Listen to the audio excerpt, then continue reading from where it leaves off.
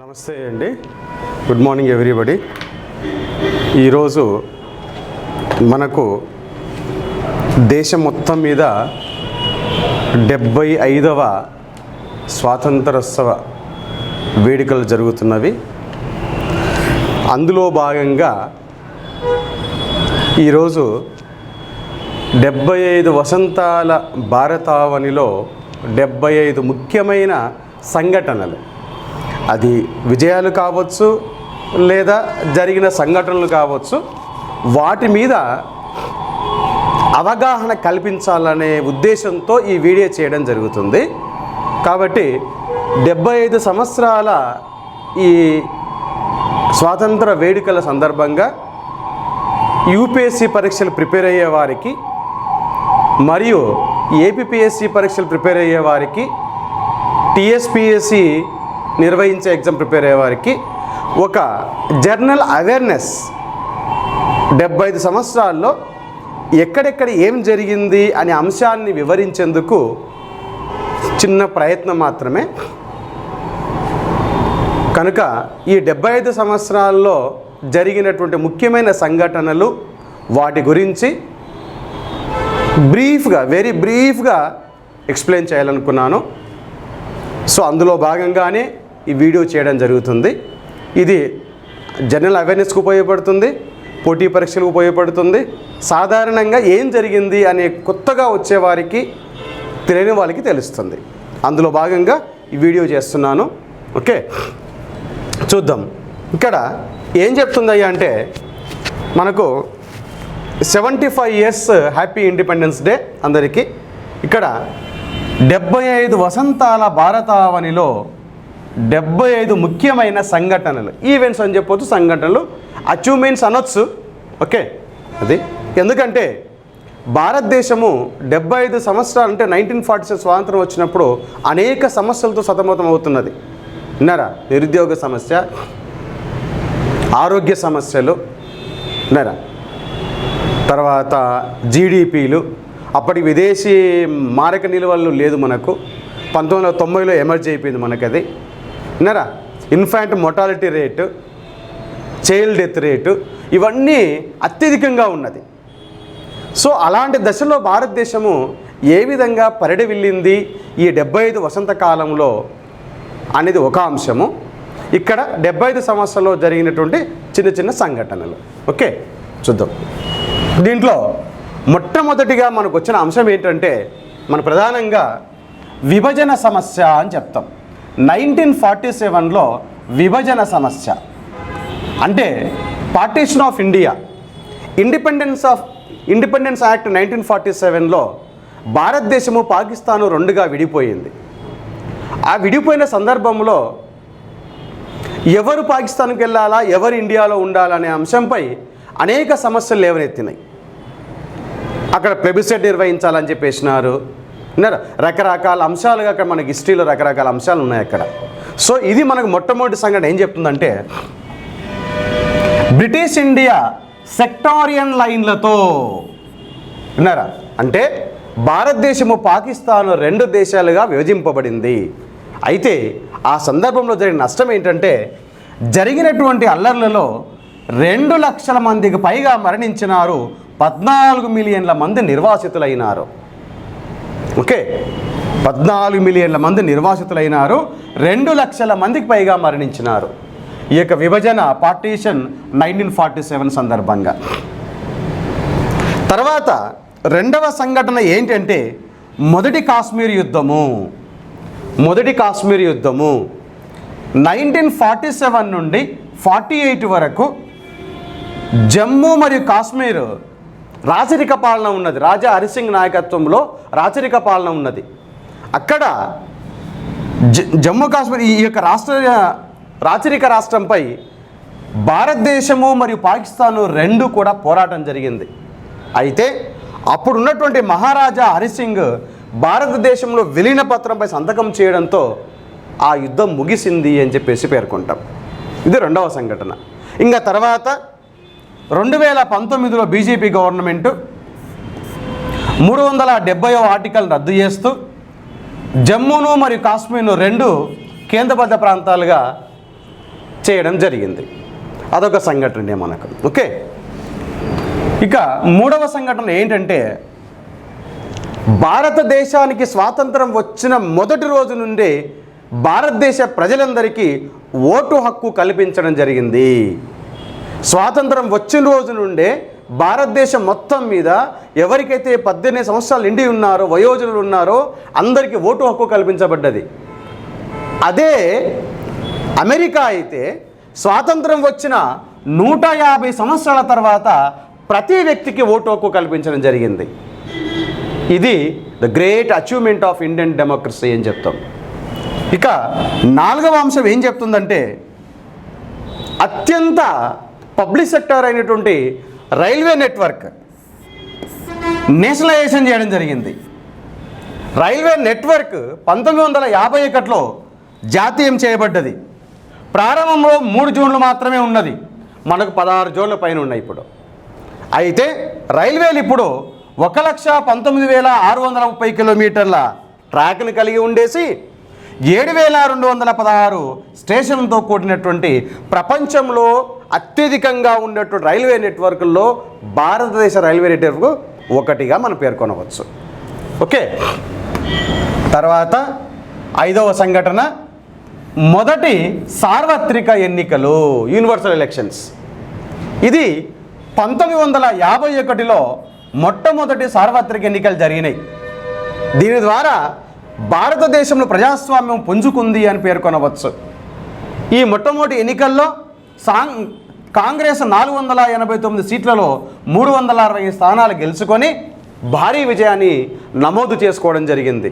దానితో జవహర్లాల్ నెహ్రూ మొట్టమొదటి ప్రధానిగా ప్రమాణ స్వీకారం చేసినారు. ఇక ఆరవ సంఘటన, 75 సంఘటనలో ఆరవ సంఘటన మొదటి ఆసియా క్రీడలు, ద ఫస్ట్ ఏషియన్ గేమ్స్. భారతదేశంలో మొట్టమొదటిసారిగా 1951లో మొదటి ఆసియా క్రీడలు జరగడం జరిగింది. ఎక్కడ? న్యూఢిల్లీలో. ఇక ఏడవ సంఘటన ఆసియా యొక్క మొదటి అణు రియాక్టర్ మనం ఏర్పాటు చేసుకున్నాం. అణు రియాక్టర్ భారతదేశం ఆగస్టు 4, 1956న ఆసియా యొక్క మొదటి అణు రియాక్టర్ అప్సరా అణు రియాక్టర్ రూపొందించడం జరిగింది. అప్సరా అణు రియాక్టర్ను మనము ఏర్పాటు చేసుకోవడం జరిగింది. ఏసియాలోనే మొట్టమొదటి దేశం. ఇక తద్వారా ఆస్కార్కు నామినేట్ చేయబడిన మొదటి చిత్రము మదర్ ఇండియా. ఆస్కార్కు నామినేట్ అయినటువంటి మొదటి చిత్రం ఏదంటే మదర్ ఇండియా అని చెప్పేసి పేర్కొంటాం. దీని డైరెక్టర్ ఎవరంటే మెహబూబ్ ఖాన్ దీనికి దర్శకత్వం వహించినాడు. ఉత్తమ విదేశీ భాషా చిత్రంగా మనము ఆస్కార్కు నామినేట్ చేయబడినటువంటి చలనచిత్రం అని చెప్పేసి పేర్కొనవచ్చు. ఇక 9వ అంశం ఏంటంటే హరిత విప్లవం, గ్రీన్ రెవల్యూషన్. 1960 దశకంలో అత్యధిక ఆహార ధాన్యాల ఉత్పత్తి కోసం ఏం చేసినారు? మనము హరిత విప్లవాన్ని మనము ప్రవేశపెట్టుకున్నాం. దీని ద్వారా గోధుమలు, పప్పు ధాన్యాలు అధిక దిగుబడినిచ్చే రకాలను అభివృద్ధి చేయడంతో పాటు ఆహార ధాన్యాల ఉత్పత్తిలో పెరుగుదలను కూడా మనము చవిచూసాము. తర్వాత 10వ సంఘటన 1962 చైనా భారత్ యుద్ధము. అయితే భారతదేశము మరియు చైనా మధ్య యుద్ధానికి మెయిన్ ట్రిగ్గర్ ఏంటంటే సరిహద్దు సమస్యగా మనం పేర్కొనవచ్చు, బార్డర్ ఇష్యూ. కనుక చైనా వైపు ఉన్నటువంటి మెక్మోహన్ లైను మరియు వాస్తవ నియంత్రణ రేఖను అంగీకరించడానికి ఇది నిరాకరించింది. దానితో చైనాకు భారత్కు యుద్ధం జరిగింది. ఇది 1 నెలలోనే చైనా కాల్పుల విరమణ ప్రకటించడంతో ఈ యుద్ధం ముగిసింది అని పేర్కొనవచ్చు. ఇక తర్వాత బ్యాంకు జాతీయకరణ, nationalization of the banks. 1969 July 19న 14 బ్యాంకులను మనం జాతీయం చేయడం జరిగింది. 14 బ్యాంకులను జాతీయం చేయడం జరిగింది. ఇప్పుడు అనేక బ్యాంకులు జాతీయం చేయడం జరుగుతుంది. కాబట్టి బ్యాంకింగ్ జాతీయకరణ యొక్క 2వ జనరేషన్లో ఏప్రిల్ 1980 నుండి కూడా అమల్లోకి వచ్చింది అని చెప్పేసి పేర్కొనవచ్చు. ఇక 12వ సంఘటన ఏంటంటే శ్వేత విప్లవము, వైట్ రెవల్యూషన్. ఏంటంటే 1970లో భారతదేశంలో ఆపరేషన్ ఫ్లడ్ ప్రారంభించడం జరిగింది. అంటే ప్రపంచంలోని అతిపెద్ద డైరీ ఫామ్ను మనం డెవలప్ చేసుకోవడం జరిగింది. విన్నారా? దాంతో పాల ఉత్పత్తిలో కొరత ఉన్నటువంటి భారతదేశం ఇప్పుడు ప్రపంచంలోనే పాల ఉత్పత్తిలో మొదటి దేశంగా ఆవిర్భవించింది అని పేర్కొనవచ్చు. అయితే అమెరికా, ఇండియా రెండు దేశాలు మొదటి స్థానంలో, సెకండ్ స్థానంలో. ఇండియా మొదటి స్థానంలో ఉంది, ఇప్పుడు అమెరికా సెకండ్ ప్లేస్లో ఉంది. విన్నారా? ఇక నెక్స్ట్ వచ్చేసి 13వ సంఘటన ఏంటంటే 1971లో బంగ్లాదేశ్కు విముక్తి కలిగించడం. ఎందుకు? తూర్పు పాకిస్తాన్ నుండి స్వాతంత్రం కోసం పోరాడారు. అందులో భాగంగా భారతదేశము బంగ్లాదేశ్కు మద్దతు ఇవ్వడం జరిగింది. మరియు షేక్ ముజిబుర్ రెహమాన్ నాయకత్వంలో మార్చి 26, 1971న దానిని సాధించడం జరిగింది. అదేవిధంగా 14వ సంఘటన సిమ్లా అగ్రిమెంట్. ఏంటి సిమ్లా అగ్రిమెంట్ అంటే భారతదేశము మరియు పాకిస్తాన్లు 1972లో ద్వైపాక్షిక చర్చల ద్వారా, శాంతియుత మార్గాల ద్వారా తమ విభేదాలు పరిష్కరించుకోవడానికి సిమ్లా అగ్రిమెంట్ జరిగింది. అది 1972లో జరిగింది. ఓకే. ఇక తర్వాత the most important incident, the 15th incident, Chipko Chipko ఆందోళన భారతదేశంలో అటవీ సంరక్షణ కోసం చేయబడినటువంటి ఒక ప్రధానమైనటువంటి ఘట్టం అనొచ్చు, ఉద్యమము అనొచ్చు. దీనికి నాయకత్వం వహించిన వ్యక్తి ఎవరయ్యా అంటే సుందర్లాల్ బహుగుణా. ఎక్కడ జరిగిందయ్యా అంటే ఇది 1973లో ఉత్తరాఖండ్లోని చమోలి జిల్లాలో రేణి అనే గ్రామంలో ప్రారంభమైంది. సుందర్లాల్ బహుగుణా దీనికి నాయకత్వం వహించినటువంటి వ్యక్తి. ఓకే. ఇక తర్వాత 16వ సంఘటన ఏంటంటే మొదటి పోఖ్రాన్. దీన్ని మనము స్మైలింగ్ బుద్ధాగా అనే సాంకేత నామంతో మనం పిలుస్తాం దీన్ని. ఎప్పుడు ఇది? 1974లో స్మైలింగ్ బుద్ధా అనే సాంకేత నామంతో మొదటి అణుపరీక్ష నిర్వహించడం జరిగింది. మొట్టమొదటిసారిగా అణుపరీక్షను, న్యూక్లియర్ టెస్ట్ ప్రయోగించడం జరిగింది. దీనితో అణుశక్తితో బలంగా ఉన్న దేశాల జాబితాలో భారతదేశం కూడా ఒకటిగా చేరింది అని చెప్పవచ్చు. ఇక తర్వాత 1974లో జయప్రకాష్ నారాయణ ఉద్యమము ఏం చెప్తుంది ఇదంటే బీహార్లో దుష్పరిపాలన మరియు అవినీతికి వ్యతిరేకంగా విద్యార్థులు ప్రారంభించిన ఉద్యమమే జేపీ ఉద్యమము 1974లో అని చెప్పేసి పేర్కొంటాం. మరియు ఈ ఉద్యమానికి నాయకత్వం వహించింది ఎవరయ్యా అంటే జయప్రకాష్ నారాయణ అని పేర్కొంటాం. ఇతనికే లోక్ నాయక్ అని చెప్పేసి బిరుదుంది. లోక్ నాయక్ అని చెప్పేసి బిరుదుంది ఇతనికి.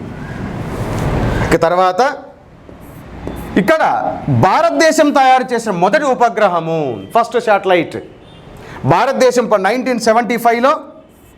1975లో మొదటి అంతరిక్ష ఉపగ్రహాన్ని రూపొందించింది. దీనికి ఖగోళ శాస్త్రవేత్త అయినటువంటి ఆర్యభట్ట అని నామకరణం చేయడం జరిగింది. ఇక తర్వాత ఎమర్జెన్సీ, అత్యవసర పరిస్థితి. అప్పుడు అంతర్గత కలహాల కారణంగా అప్పటి ప్రధాని ఇందిరాగాంధీ 1975 నుంచి 77 వరకు దేశం మొత్తం మీద నేషనల్ ఎమర్జెన్సీ విధించడం జరిగింది. దీని ఫలితంగా ఎన్నికలు నిలిపివేయడం జరిగింది. ముఖ్యంగా పౌర హక్కులను పూర్తిగా అరికట్టడం జరిగింది అని చెప్పవచ్చు. ఇక తర్వాత 1976లో సామూహిక స్టెరిలైజేషను, ఈ ప్రచారాన్ని సంజయ్ గాంధీ ప్రారంభించాడు. విన్నారా? మరియు ఒక్క సంవత్సరంలోనే 6.2 మిలియన్ల మంది పురుషులు స్టెరిలైజ్ చేయబడ్డారు. దాంతో 2000 మంది చనిపోయారు. మరియు 21వ సంఘటన మొరార్జీ దేశాయ్ మొదటి కాంగ్రెసేతర ప్రధానమంత్రి కావడం. అంటే గతంలో వచ్చిన ఎమర్జెన్సీ వల్ల ఎమర్జెన్సీకి వ్యతిరేకించి ఆ పార్టీ నుంచే కొంతమంది వెలుపలికి వచ్చేసి సమూహంగా మారి ఎన్నికలు నిర్వహిస్తే 1977లో ఎన్నికల్లో కాంగ్రెస్ను ఓడించేసి, విన్నారా, భారతదేశానికి కాంగ్రెసేతర ప్రధానమంత్రిగా అయిన వ్యక్తి ఎవరయ్య అంటే మొట్టమొదటిసారిగా మొరార్జీ దేశాయ్ అని పేర్కొంటాం. తర్వాత 22వ సంఘటన ఏంటంటే మండల్ కమిషన్ ఏర్పాటు చేయడము. ఏంటి మండల్ కమిషన్ అంటే సామాజికంగా విద్యాపరంగా వెనుకబడిన తరగతులు గుర్తించేందుకు ఈ కమిషన్ ఏర్పాటు చేయడం జరిగింది అని చెప్పొచ్చు. సోషల్లీ అండ్ ఎకనామికల్లీ బ్యాక్వర్డ్ క్లాసెస్ను గుర్తించేందుకు ఈ యొక్క మండల్ కమిషన్ ఏర్పాటు చేయడం జరిగింది. తర్వాత 23వ సంఘటన, భారతదేశంలో మొదటి క్రికెట్ ప్రపంచ కప్ గెలుచుకుంది. 1983లో కపిల్ దేవ్ నాయకత్వంలో మొట్టమొదటిసారిగా ప్రపంచ కప్ను గెలవడం జరిగింది. విన్నారా? కపిల్ దేవ్ నాయకత్వంలో 43 పరుగులతో వెస్టిండీస్ను ఓడించేసి మొదటి క్రికెట్ కప్ను స్వాధీనం చేసుకోవడం జరిగింది. తర్వాత 24వ సంఘటన, భారతదేశం 1984లో మనము మనిషిని అంతరిక్షంలోకి పంపడం జరిగింది. ఇది మొట్టమొదటి అచీవ్మెంట్గా పేర్కొనవచ్చు. స్పేస్లో భారతదేశము తన మొదటి వ్యోమగామి రాకేష్ శర్మను 1984లో సోవియట్ యూనియన్తో సంయుక్త మిషన్లో పాల్గొని అంతరిక్షంలోకి పంపడం జరిగింది. తర్వాత 25వ సంఘటన, ఆపరేషన్ బ్లూ స్టార్ అమృత్సర్లోని గోల్డెన్ టెంపుల్ అయితే ఉందో ఆ కాంప్లెక్స్లో నుండి మిలిటెంట్ లీడర్ అయినటువంటి జర్నల్ సింగ్ భింద్రన్వాలే మరియు తన అనుచరులను తొలగించే సైనిక చర్య ప్రభుత్వం చేపట్టినటువంటి సైనిక చర్యకి మనం ఆపరేషన్ బ్లూ స్టార్ అని చెప్పేసి పేర్కొంటాం. తర్వాత సిక్కు వ్యతిరేక అల్లర్లు. 1984లో సిక్కు వ్యతిరేక ఊచకోత అనేది జరిగింది. ఎందుకంటే ఇందిరాగాంధీని ఆమె సిక్కు అంగరక్షకులు హత్య చేసిన తర్వాత దేశం మొత్తం మీద సిక్కుల మీద అత్యాచారాలు జరగడం జరిగింది. ఈ మరణ హోమంలో దాదాపు 3000 మంది మరణించారని చెప్పేసి పేర్కొనవచ్చు. అదేవిధంగా 27వ సంఘటనకు వచ్చే వరకు అత్యంత విషాద సంఘటన భోపాల్ గ్యాస్ విషాదం. భోపాల్ విపత్తు, ది గ్రేటెస్ట్ డిజాస్టర్ ఇన్ మధ్యప్రదేశ్లోని భోపాల్లోని యూనియన్ కార్బైడ్ ఇండియా లిమిటెడ్ పురుగుల మందుల ప్లాంట్లో డిసెంబర్ 3, 1984లో రాత్రి గ్యాస్ లీక్ కావడంతో దాదాపు 3000 మందికి పైగా మరణించినారు. వేలాది మంది వికలాంగులుగా ఇప్పటికీ ఆ యొక్క ఘటనను మర్చిపోలేక అనేక రకాలుగా కొన్ని వేల మంది ఫిజికల్ హ్యాండిక్యాప్డ్గా మార్చేయడం జరిగింది. అదేవిధంగా షబానా కేసు 1985 అని చెప్పేస్తుంది.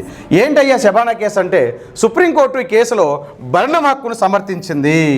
అంటే సుప్రీంకోర్టు తీర్పును తోసిపుచ్చుతూ కాంగ్రెస్ ముస్లిం మహిళల విడాకుల చట్టాన్ని 1986లో మళ్ళీ ఆమోదించడం జరిగింది.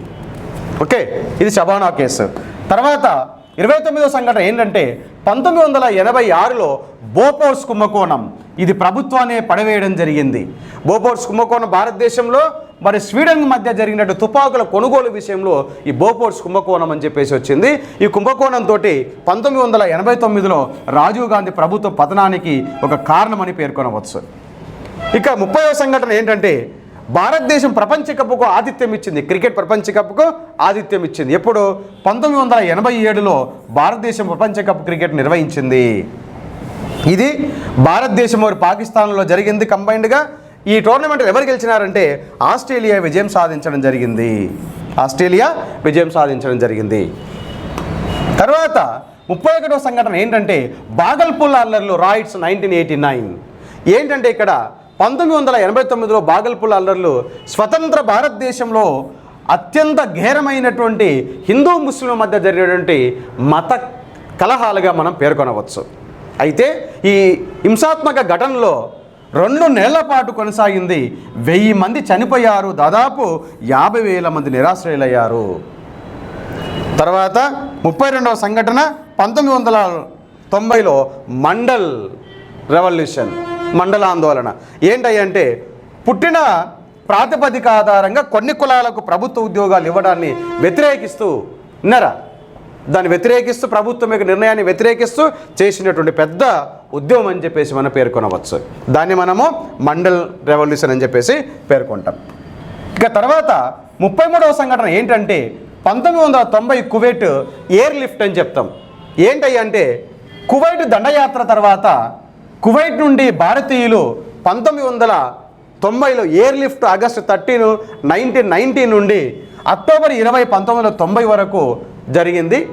ఆ యొక్క కువైట్లో ఉన్నటువంటి మన భారతీయులను 170,000 మందిని అక్కడి నుంచి తరలించేందుకు ఎయిర్ ఇండియా సహాయం చేసింది. ఇది గొప్ప సంఘటనగా పేర్కొనవచ్చు. దాదాపు ఎంతమంది అండి? 175,000 మందిని తరలించడం జరిగింది. ఇక అత్యంత ముఖ్యమైన సంఘటన 1971 ఆర్థిక వ్యవస్థ ప్రపంచీకరణ. ఇప్పుడు 1991లో ఉన్న ప్రధానమంత్రి పివి నరసింహారావు ఎవరైతే ఉన్నారో మన భారత ప్రధానిగా ఉన్నారా, అతడు ప్లస్ ఆర్థిక మంత్రిగా ఉన్నటువంటి మన్మోహన్ సింగ్ రావ్ మన్మోహన్ ఎకనామిక్ రీఫార్మ్స్ అనే పేరుతో భారతదేశంలో నూతన ఆర్థిక సంస్కరణలు ప్రవేశపెట్టడం జరిగింది. అందులో భాగంగానే మనకు ఎల్పిజి అనే కాన్సెప్ట్ రావడం జరిగింది. లిబరలైజేషను, ప్రైవేటైజేషను, గ్లోబలైజేషను. దీనితోనే దేశంలో ఆర్థిక వ్యవస్థ కొంత కుదుట పడిందని పేర్కొనవచ్చు. ఇప్పుడు ఉన్నటువంటి ఆర్థిక వ్యవస్థకు 1991లో ఉన్న ఆర్థిక సంస్కరణలే పునాదిరాలుగా మనం పేర్కొనవచ్చు.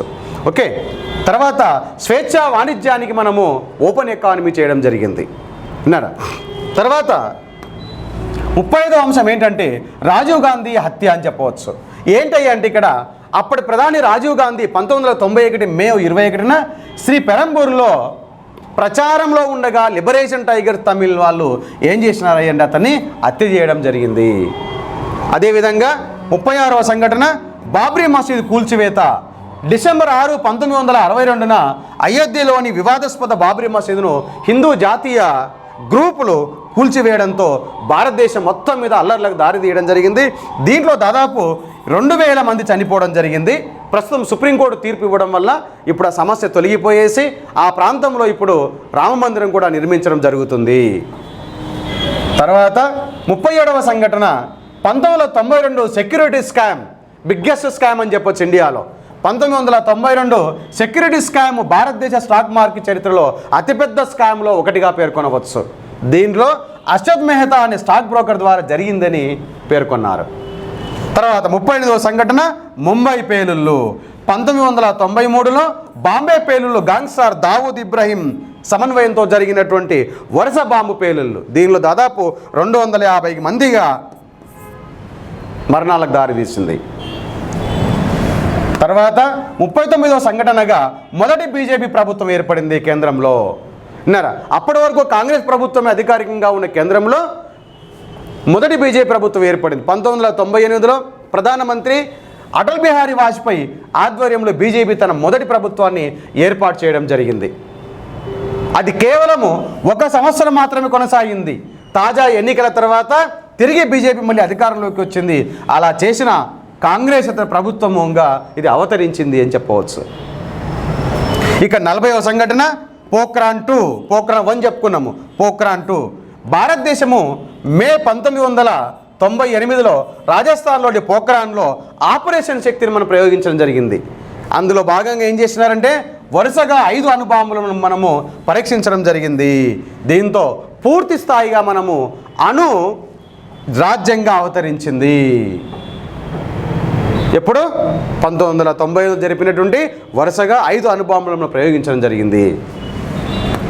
తర్వాత 41వ సంఘటన ఏం చెప్తుందంటే ఢిల్లీ లాహోర్ బస్సు. పాకిస్తాన్కు ఇండియాకు మధ్య దౌత్యం నడిపేందుకు అక్కడ జరిగే శిఖరాగ్ర సమావేశానికి హాజరయ్యేందుకు అటల్ బిహారీ వాజ్పేయి బస్సులో ప్రయాణించడం జరిగింది. దాన్ని మనము ఢిల్లీ లాహోర్ బస్ సర్వీస్గా మనం పేర్కొంటాం. ఎప్పుడది ఫిబ్రవరి 19, 1999.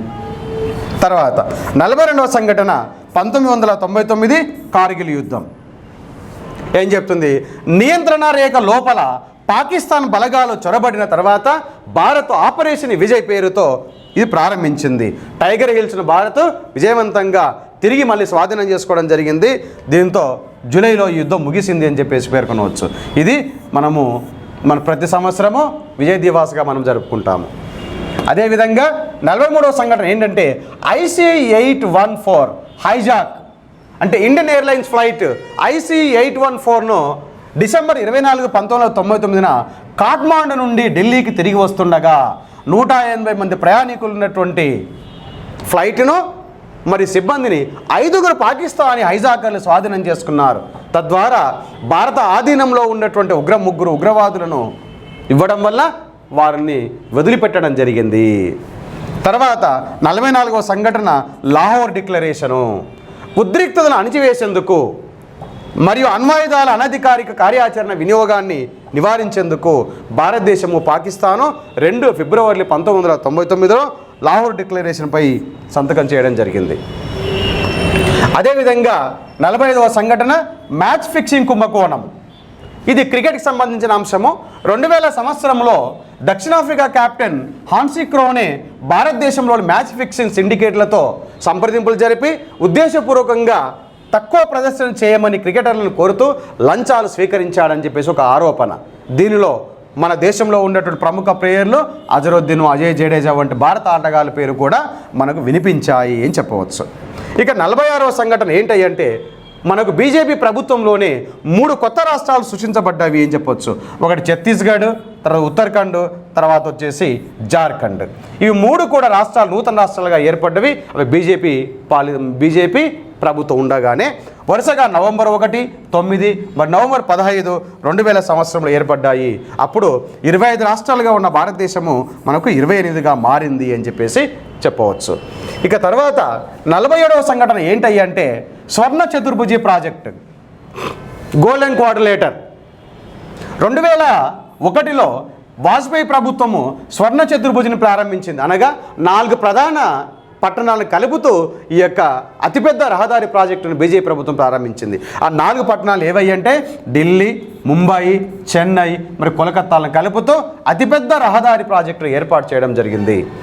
ఇక 48వ సంఘటన ఏంటంటే 2002లో గుజరాత్లో జరిగినటువంటి అల్లర్లు. ఫిబ్రవరి 27, 2002న గోధ్రాలో రైలు దహనము భారతదేశ చరిత్రలో అత్యంత ఘోరమైన మతపరమైన కలహాలుగా పేర్కొనవచ్చు. దీనిలో 1044 మంది మరణించారు, దాదాపు 223 మంది తప్పిపోయారు, 2500 మంది గాయపడ్డారని చెప్పేసి పేర్కొన్నారు. అదేవిధంగా సమాచార హక్కు చట్టం భారత చరిత్రలోనే అత్యధిక ఘట్టంగా చెప్పవచ్చు. ఎందుకంటే 2005లో ఆర్టీఐ చట్టాన్ని మనము పార్లమెంట్ ఆమోదించడం జరిగింది. దీనివల్ల ఏమవుతుందంటే ప్రభుత్వ అధికారుల నుండి, ప్రభుత్వ శాఖల నుంచి పౌరులు ఈ సమాచారాన్ని తెలుసుకునేందుకు మనం ఆర్టీఐ చట్టాన్ని ఏర్పాటు చేసుకోవడం జరిగింది. తద్వారా పాలనలో ట్రాన్స్పరెన్సీ ఇంప్రూవ్ అవుతుంది అని చెప్పవచ్చు. తర్వాత 50వ అంశం ఏం చెప్తామంటే మనము MJNREGA అంటే ప్రపంచంలోని అతిపెద్ద గ్యారంటీ వర్క్ ఫ్రమ్ పని హామీ పథకం అని చెప్తాము. ఇది మన్మోహన్ సింగ్ యొక్క మానస పుత్రిక అని చెప్పేసి పేర్కొనవచ్చు. విన్నారా? కాబట్టి ఏం చెప్తుందంటే తప్పకుండా ప్రతి ఒక్కరికి పని కల్పించాలా, ఆహారాన్ని అందించాలనే ఉద్దేశంతో ఈ స్కీమ్ని ఏర్పాటు చేయడం జరిగింది. సంవత్సరంలో 100 రోజుల పని కల్పించాలి. సంవత్సరంలో 100 రోజుల పని కల్పించాలనేటువంటి ఉపాధి హామీని అందించే ప్రాథమిక లక్ష్యంతో దీన్ని ఏర్పాటు చేయడం జరిగింది అని చెప్పవచ్చు. తర్వాత 51వ అంశం ఏంటంటే నాతుల పునఃప్రారంభము. ఇది పాస్ అని చెప్తాము. నాతుల పునఃప్రారంభము ఏంటి ఇక్కడ అంటే సిక్కిం మరియు టిబెట్లను కలిపే హిమాలయలోని పర్వత మార్గము చైనా మరియు భారతదేశం మధ్య ఉన్న 3 బహిరంగ వాణిజ్య సరిహద్దు పోస్టులలో ఒకటి నాతుల పాస్ అని చెప్పొచ్చు. అయితే 1962 చైనా భారత యుద్ధం తర్వాత భారతదేశం దీన్ని సీజ్ చేయడం జరిగింది. మళ్ళీ 2006లో దీన్ని మళ్ళీ ఓపెన్ చేయడం జరిగింది. ఇక తర్వాత అత్యధిక ఘోరమైన సంఘటన 2004లో సునామీ అని చెప్పొచ్చు. ఇది హిందూ మహాసముద్రంలో సముద్ర గర్భంలో వచ్చినటువంటి ఒక పెద్ద భారీ భూకంప కారణంగా భారీ నష్టం వాటిల్లింది. భారతదేశంలో సుమారుగా 10,000 మంది మరణించారు. మరియు ఆంధ్రప్రదేశ్, తమిళనాడు, అండమాన్ రాష్ట్రాలకు ఈ సునామీ ఎంతో ప్రభావితం చేసింది. చాలా ప్రాణ నష్టం జరిగింది, ఆస్తి నష్టం జరిగింది.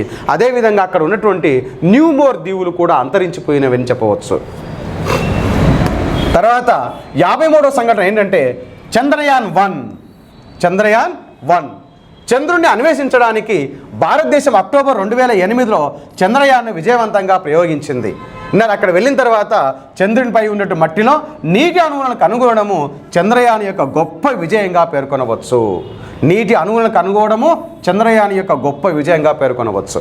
అదేవిధంగా 54వ సంఘటన ఏంటంటే ఒలింపిక్లో మనకు మొదటి బంగారు పతకం రావడము. ఇది 2008 బీజింగ్లో జరిగినట్టు ఒలింపిక్స్లో అభినవ్ బింద్రా 10 మీటర్ల ఎయిర్ రైఫిల్ ఈవెంట్లో బంగారు పతకాన్ని సాధించడం జరిగింది. ఒలింపిక్ క్రీడలో వ్యక్తిగతంగా స్వర్ణ పతకం సాధించే తొలి భారతీయుడిగా ఖ్యాతి గడించడం జరిగింది. అదేవిధంగా 55వ సంఘటన ఏంటంటే 2008లో ముంబై దాడులు, పాకిస్తాన్ ఆధారిత ఉగ్రవాద. నెక్స్ట్ అంశం వచ్చేసి మనకు 55వ ఇన్సిడెంట్గా పేర్కొంటాము, 55వ సంఘటనగా పేర్కొంటాము. 2008లో ముంబై దాడులు. ఏంటి ఇక్కడ ముంబై దాడుల విషయంలో అంటే మనకు ముఖ్యంగా వచ్చేసి పాకిస్తాన్ ఆధారిత ఉగ్రవాద సంస్థ లష్కరే తోయిబా నవంబర్ 2008లో ముంబైలో వరుస ఉగ్రవాద దాడులు నిర్వహించి 166 మంది మరణానికి కారణమైందని పేర్కొనవచ్చు. 166 మందికి వాళ్ళ యొక్క చావుకు వీళ్ళు కారణం అని చెప్పేసి పేర్కొనవచ్చు. అదేవిధంగా 56వ సంఘటన విద్యా హక్కు చట్టము, రైట్ టు ఎడ్యుకేషన్. ఇది 2009లో ఆర్టీఏ బిల్లును పార్లమెంట్ ఆమోదించింది. ఇది ప్రతి బిడ్డ, దేశంలో పుట్టిన ప్రతి బిడ్డకు విద్య అనేది ఫండమెంటల్ రైట్గా మార్చేసింది. 2009 కంటే ముందు ఇది ప్రాథమిక విద్య, it is not a fundamental right. Okay, కాబట్టి సమాజంలో వివిధ తరగతుల మధ్య అంతరాన్ని తగ్గించేందుకు 2009లో రైట్ టు ఎడ్యుకేషన్ బిల్లును ఆమోదించడం జరిగింది. కనుక ఇది ఏమవుతుందంటే ఇంకా ఈ చట్ట ప్రకారము 2009లో చేసిన ఈ చట్ట ప్రకారము ప్రైవేట్ స్కూళ్ళలో పేద విద్యార్థులకు 25% సీట్లు ఉండాలని చెప్పేసి ఈ చట్టం పేర్కొంటుంది. ఇక తర్వాత 57వ సంఘటన ఏంటంటే మొదటి స్వదేశీ అణుజలంతర్గామి. భారతదేశంలో జూలై 26, 2009న భారతదేశము 3500 కిలోమీటర్ల పరిధితో బాలిస్టిక్ మిసైల్స్తో ఆయుధాలను కలిగి ఉన్న మొట్టమొదటి స్వదేశీ అణుజలంతర్గామిని భారతదేశం ప్రారంభించింది. దాని పేరు ఏంటంటే INS అరిహంత్ అని చెప్పేసి పేర్కొంటాం. ఇక 58వ సంఘటన ఏంటంటే కామన్వెల్త్ గేమ్స్ 2010. మొట్టమొదటిసారిగా భారతదేశము కామన్వెల్త్ గేమ్స్ను భారతదేశంలో నిర్వహించడం జరిగింది. ఇటీవల బర్మింగ్హామ్లో మనకు 2022 కామన్వెల్త్ గేమ్స్ జరిగినాయి. భారతదేశము ఢిల్లీలో 2010 కామన్వెల్త్ గేమ్స్కు ఆతిథ్యం ఇచ్చింది. ఆ తర్వాత అవినీతి కేసులకు సంబంధించి పెద్ద సంచలనాలు వచ్చినవి ఎక్కడ. దాన్ని వదిలిపెడితే క్రీడా చరిత్రలో 101 పథకాలు సాధించి, అంటే 100 పథకాలు సాధించి ఆస్ట్రేలియా తర్వాత భారతదేశము 2వ స్థానంలో ఉన్నది అని చెప్పేసి పేర్కొనవచ్చు. ఇప్పటి వరకు అన్ని పథకాలు సాధించనే లేదు. ఇక తర్వాత 59వ సంఘటన ఏం చెప్తుందంటే భారతదేశము 2వ క్రికెట్ ప్రపంచ కప్ను సాధించింది. 1983లో సాధించిన తర్వాత మళ్ళీ 2వ ప్రపంచ కప్ ఎప్పుడంటే 2011 ఏప్రిల్ 2న శ్రీలంకను ఓడించి మహేంద్ర సింగ్ ధోని నాయకత్వంలో 2వసారి క్రికెట్ ప్రపంచ కప్లను గెలవడం జరిగింది. ఇక 60వ సంఘటన ఏం చెప్తుందంటే లోక్పాల్ ఆందోళన. ఇది భారతదేశ చరిత్రలో ఒక అంశం. ఇది ఎందుకంటే ఉద్యమకారుడు అన్నా హజారే నాయకత్వంలో 2011లో ప్రారంభమైన ఇండియన్ అగెనెస్ట్ కరప్షన్ మూమెంట్ రాజకీయాల్లో ఉన్న అవినీతిని, మాల్ అడ్మినిస్ట్రేషన్ను తనిఖీ చేయడానికి జన్ లోక్పాల్ బిల్లు కోసము భారతదేశం అంతటా జరిగినటువంటి నిరసనల యొక్క ఉద్యమాలు ఇవి. ఇది 2013లో ఈ బిల్లును ఆమోదించడం జరిగింది. ఇంకా 61వ అంశం ఏం చెప్తుంది అంటే జాతీయ ఆహార భద్రతా చట్టాన్ని ఆమోదించింది. భారతదేశంలో 1.2 బిలియన్ల జనాభాలో దాదాపు 3/2 మందికి సబ్సిడీతో కూడిన ఆహార ధాన్యాలు అందించేందుకు ఈ చట్టం యొక్క ముఖ్య ఉద్దేశంగా పేర్కొనవచ్చు. ఇది 2013 ఆహార హక్కు చట్టం కూడా మనకు సెప్టెంబర్ 12, 2013న చట్టంగా సంతకం చేయడం జరిగింది. అదేవిధంగా 62వ అంశం ఏం చెప్తుంది అంటే మార్స్ ఆర్బిట్రేటర్ మిషన్. ఏంటి ఇక్కడ మార్స్ ఆర్బిట్రేటర్ మిషన్ అంటే మనకు నవంబర్ 5, 2013న భారత అంతరిక్ష పరిశోధన సంస్థ అంగారక గ్రహాన్ని పరిశోధించడానికి ఏం చేసినారు, అంగారక కక్షకు చేరుకున్న మొదటి ఆసియా దేశంగా మన దేశాన్ని పేర్కొనవచ్చు. అంటే అంగారక గ్రహం దగ్గరికి వెళ్ళడం, ఆ కక్షలోకి వెళ్ళడం విన్నారా. మరియు మొదటి ప్రయత్నంలోనే ఆ విధంగా సక్సెస్ అయినటువంటి మొదటి దేశంగా మనం పేర్కొనవచ్చు. ఇక 63వ అంశం ఏంటంటే పోలియో నిర్మూలన.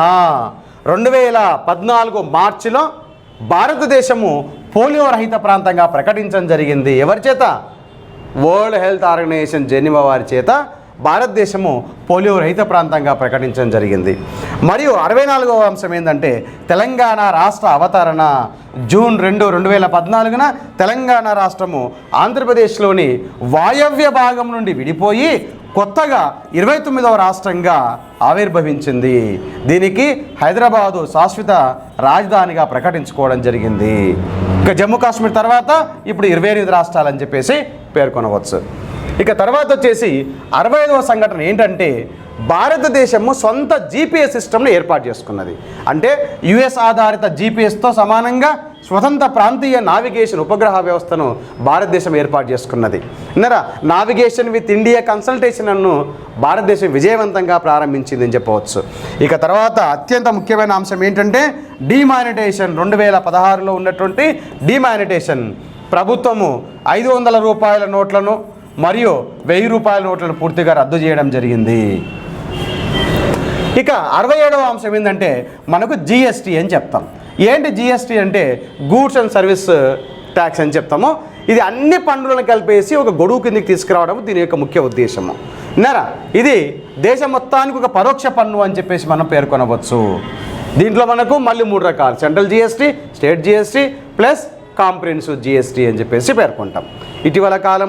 ఇటీవల జరిగిన కౌన్సిల్ సమావేశాల్లో అనేక రకాల చిన్న చిన్న వస్తువులపై కూడా జిఎస్టీని విధించడం జరిగింది. ఇక తర్వాత 68వ అంశం ఏంటంటే ట్రిపుల్ తలాక్ను సుప్రీంకోర్టు కొట్టివేయడం జరిగింది. ఏంటయ్యా అంటే ముస్లింలో ఉన్నటువంటి పద్ధతి ఏంటంటే భర్త భార్యకు 3 సార్లు తలాక్ అని చెప్పేస్తే భార్యకి విడాకులు ఇచ్చినట్టే లెక్క. దాన్ని సుప్రీంకోర్టు కొట్టివేసి నూతనంగా మళ్ళీ విధానాలను చేపట్టడం జరిగింది. ఇక కాబట్టి మహిళ ఎవరైనా సరే, ముస్లిం మహిళ అయినా ఏ మహిళ అయినా మహిళనే కాబట్టి వాళ్ళ హక్కులు కాపాడాలనే ఉద్దేశంతో మళ్ళీ మనకు పార్లమెంట్లో వేరే చట్టం చేయడం జరిగింది. తర్వాత 69వ అంశం ఏంటంటే సుప్రీంకోర్టు స్వలింగ సంపర్కాన్ని నేరరహితం చేస్తుంది. స్వలింగ సంపర్కాన్ని నేరంగా పరిగణించని ఢిల్లీ హైకోర్టు 2018 తీర్పును సుప్రీంకోర్టు మళ్ళీ ఏం చేసింది? పునరుద్ధరించింది. ఇక తర్వాత 70వ అంశం ఏం చెప్తుందంటే ఇండియన్ ఎయిర్ ఫోర్స్లో ఉన్నటువంటిలో చేరేందుకు తేజస్ ఆమోదం క్లియరెన్స్ పొందింది. ఎందుకంటే 2019 ఫిబ్రవరిలో భారతదేశం యొక్క మొట్టమొదటి దేశీయంగా అభివృద్ధి చెందిన తేలికపాటి యుద్ధ విమానం తేజస్ ఇండియన్ ఎయిర్ ఫోర్స్లోకి ప్రవేశించడానికి తుది కార్యాచరణ అనుమతి పొందింది. ఇది 2019. ఇంకా 71వ అంశం ఏం చెప్తుందంటే మిషన్ శక్తి ఏం చెప్తాం, మోస్ట్ ఇంపార్టెంట్. ఇది మార్చి 27, 2019 భారతదేశము మిషన్ శక్తిని విజయవంతంగా నిర్వహించింది. ఇది ఏం చేస్తుంది అంటే భూమిపై క్షిపణుల ద్వారా అంతరిక్షంలో ఉన్నటువంటి ఉపగ్రహాలను నాశనం చేయగల యాంటీ శాటిలైట్ క్షిపణి పరీక్షగా పేర్కొంటాము. ఇది మోస్ట్ సక్సెస్ఫుల్గా అయ్యిందని చెప్తాము. ఇక తర్వాత 72వ అంశం ఏంటంటే చంద్రయాన్ 2 1 చెప్పుకున్నాము. చంద్రయాన్ 2 చంద్రునిపై తన మొదటి శక్తివంతమైన అంతరిక్ష నౌకను ల్యాండ్ చేయడానికి భారతదేశం యొక్క అన్వేషణలో శక్తివంతమైనటువంటి GSLV MK 3rd రాకెట్తో Chandrayaan 2 శ్రీహరికోటలోని Satish Dhawan అంతరిక్ష కేంద్రం నుండి జూలై 22న మధ్యాహ్నం 2:43 విజయవంతంగా ప్రయోగించడం జరిగింది. ఇక 73వ సంఘటన ఏంటంటే జమ్మూ కాశ్మీర్ విభజన, ప్రత్యేక హోదా ముగింపు. దీని రెండింటిని విడదీసి యూటీగా ప్రకటించడం జరిగింది. అదేవిధంగా వీటికి ఉన్నటువంటి 370వ ఆర్టికల్ రద్దు చేస్తూ వీటి కేంద్రపాలిత ప్రాంతాలుగా ప్రకటించడం జరిగింది. దీనితో దేశంలో రాష్ట్రాలు 28 రాష్ట్రాలుగా మారిపోయినవి. ఓకే, ఇక అదేవిధంగా 74వ సంఘటనకు వచ్చినట్టయితే అత్యంత ముఖ్యమైన సంఘటనగా పేర్కొంటా. ఎందుకంటే మనకు కోవిడ్-19 అందరికీ సుపరిచితమేది. కోవిడ్-19 వచ్చిన తర్వాత ఏం సంఘటనలు మార్పు వచ్చినాయంటే కుటుంబంపై ఎక్కువ దృష్టి పెట్టడం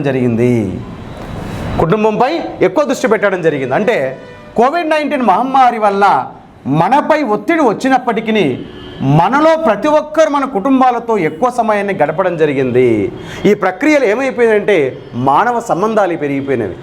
సార్ మరి అంతకుముందుకు లేవా అంటే అంతకుముందు ఉన్నవి, కానీ మానవ సంబంధాలు బిఫోర్ కోవిడ్ అడగంటిపోతున్న తరుణంలో కోవిడ్-19 వల్ల కొంత మార్పు వచ్చిందని చెప్పవచ్చు. ఎందుకంటే కోవిడ్ వ్యాధి సోకినటువంటి వ్యక్తులను ఏ విధంగా మనము కన్సిడర్ చేసామో మనకు అందరికీ తెలుసు. విన్నారా? కొడుకు, తల్లి, తండ్రి బాంధవ్యాలను లేకుండా, వాళ్ళు వీళ్ళ దగ్గరికి వెళ్ళకుండా, వీళ్ళు వాళ్ళ దగ్గరికి వెళ్ళకుండా డిస్టెన్స్ని మెయింటైన్ చేస్తూ ఏ విధమైన జీవితాన్ని మనం గడిపినో మనకు అందరికీ తెలుసు. విన్నారా? అలాంటి అంశంలో ఏం చెప్తుందంటే ఇది మనకు ఈ ప్రక్రియలో మనకు మానవ సంబంధాలు పెరిగిపోయినవి, అలాగే కొత్త సాంప్రదాయాలు వచ్చినవి. విన్నారా? ఒక క్షణం పాటు మన జీవితాలు అన్నీ కూడా మందగించిపోయినవి, ఏం జరుగుతుందా అని. విన్నారా?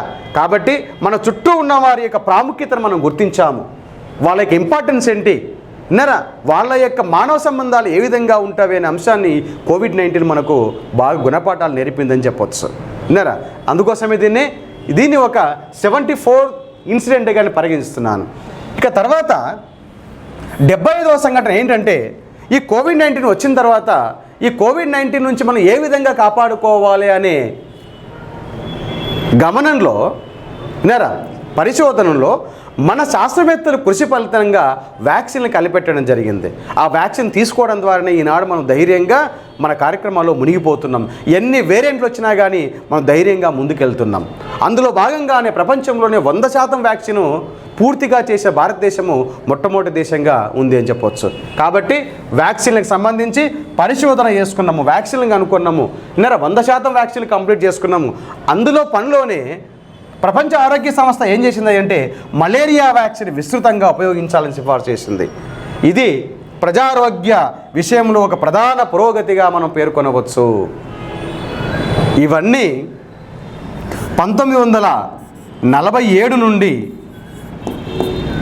2022 వరకు 75 సంవత్సరాల వసంతాల భారతావనిలో 75 ఈవెంట్స్గా నేను పేర్కొంటాను. విజయాలని చెప్పొచ్చు, ఈవెంట్స్ అని చెప్పొచ్చు. కాస్త మనకు తెలుసుకోవడానికి బ్రీఫ్గా ఈ అవగాహన అని చెప్పొచ్చు. ఇది అందరికీ ఉపయోగపడుతుంది. కాంపిటేటివ్ ఎగ్జామ్స్ వారికి ఉపయోగపడుతుంది, అన్ని చోట్ల ఉపయోగపడుతుంది. ఓకే, ఇక దీనితో పాటు మీ ముందు ఏముంచాలనుకున్నా అంటే, మరి ఏమైనా అప్పటికి ఇప్పటికి ఏమైనా తేడా ఉందా అంటే బ్రీఫ్గా చెప్పదలుచుకున్నాను. ఇక్కడ కేటగిరీ వైజ్ ఇక్కడ జనాభా పరంగా చూసినట్టయితే 1947లో జనాభా 36 కోట్లు ఉంటే 2022లో 135 కోట్లకు పెరిగింది. ఎన్ని రెట్లు పెరిగిందో ఆలోచించండి. ఇక తర్వాత జనసాంద్రత అంటే ఒక చదరపు కిలోమీటర్కి ఎంతమంది నివసిస్తున్నారు అనేది. అంటే ఒక చదరపు కిలోమీటర్కు 1947లో 108 మంది నివసించేవారు, ఇప్పుడు 431 మంది నివసిస్తున్నారు. అదే జీడిపికి వచ్చే వరకు 1947లో 2.7 అని చెప్తాము, అదే 2022లో 235 లక్షల కోట్లు.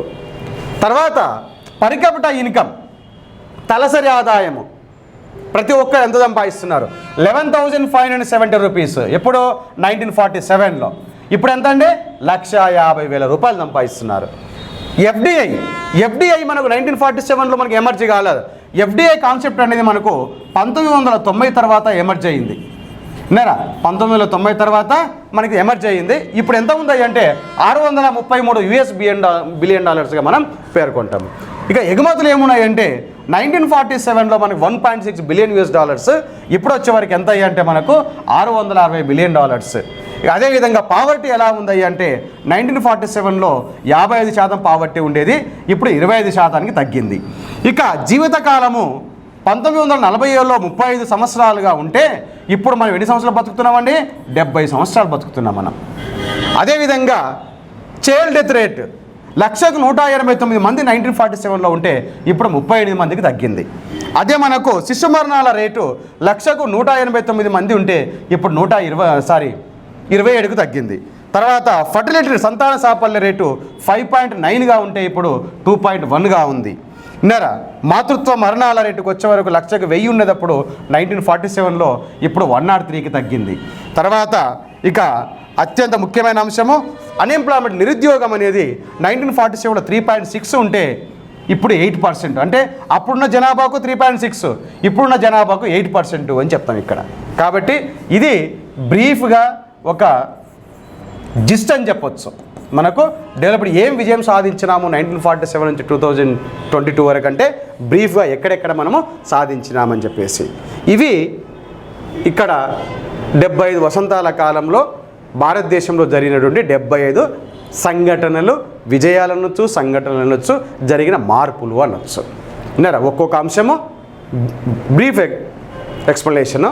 విన్నారా? ఇది అన్ని చోట్ల ఎక్కడైనా ఉపయోగించుకోవచ్చు. సో మీకు ఈ వీడియో నచ్చితే లైక్ చేయండి, మీరు కామెంట్ చేయండి. మీకు నచ్చితే కామెంట్ చేయండి. Your comment should be encourage me to more videos for latest updates. విన్నారా? లేటెస్ట్ అప్డేట్ మీద మరికొన్ని వీడియోలు చేయాలంటే మీ కామెంట్స్ నన్ను ఎంతో సపోర్ట్ చేస్తాయని ఆశిస్తూ 75వ స్వాతంత్ర వేడుకల సందర్భంగా మీకు అందరికీ శుభాకాంక్షలు తెలుపుతూ ఈ యొక్క వీడియోను లైక్ చేయండి, సబ్స్క్రైబ్ చేయండి, మీ మిత్రులకు షేర్ చేయండి. ఓకే, ఇది మీకు చాలా ఉపయోగపడుతుందని ఆశిస్తూ మీ వీడియో చూసినందుకు కృతజ్ఞత తెలుపుతూ